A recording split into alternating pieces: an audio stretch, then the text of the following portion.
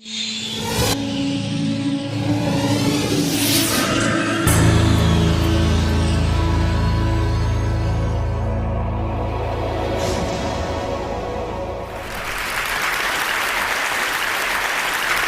recent debate over copyright laws like SOPA in the United States and the ACTA agreement in Europe has been very emotional.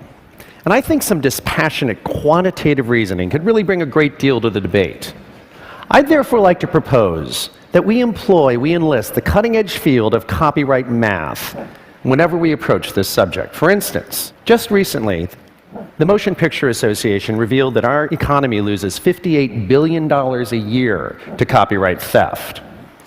Now, rather than just argue about this number, a copyright mathematician will analyze it, and he'll soon discover that this money could stretch from this auditorium all the way across Ocean Boulevard to the Westin, and then to Mars. If we use pennies. Now, this is obviously a powerful, some might say dangerously powerful insight, but it's also a morally important one, because this isn't just the hypothetical retail value of some pirated movies that we're talking about, but this is actual economic losses. This is the equivalent to the entire American corn crop failing, along with all of our fruit crops, as well as wheat, tobacco, rice, sorghum, whatever sorghum is. Losing sorghum. But identifying the actual losses to the economy is almost impossible to do unless we use copyright math. Now, music revenues are down by about $8 billion a year since Napster first came on the scene. So that's a chunk of what we're looking for. But total movie revenues across theaters, home video, and pay-per-view are up. And TV, satellite, and cable revenues are way up. Other content markets like book publishing and radio are also up. So this small missing chunk here is puzzling.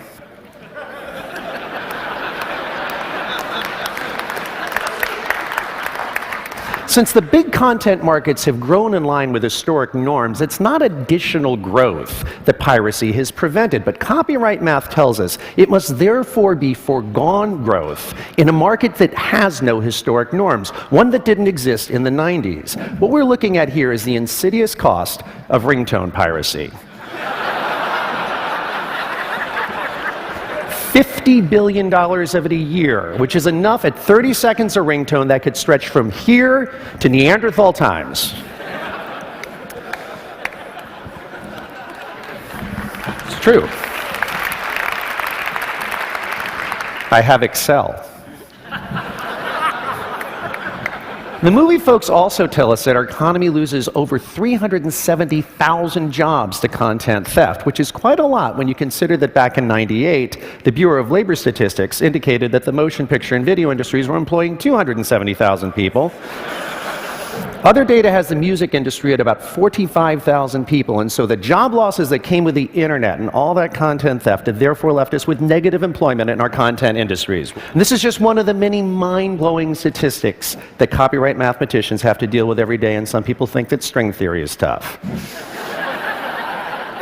Now, this is a key number from the Copyright Mathematician's Toolkit. It's the precise amount of harm that comes to media companies whenever a single copyrighted song or movie gets pirated.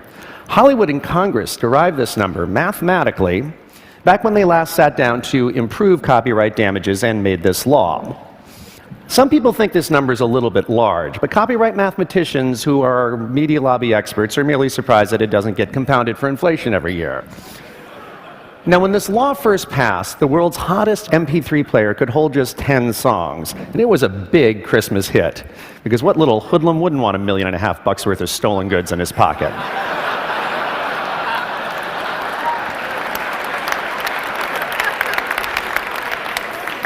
These days, an iPod Classic can hold 40,000 songs, which is to say, $8 billion worth of stolen media. Or about 75,000 jobs.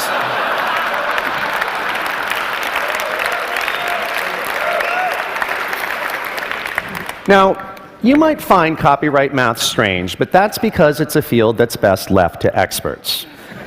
So that's it for now. I hope you'll join me next time when I will be making an equally scientific and fact-based inquiry into the cost of alien music piracy to the American economy. Thank you very much. Thank you.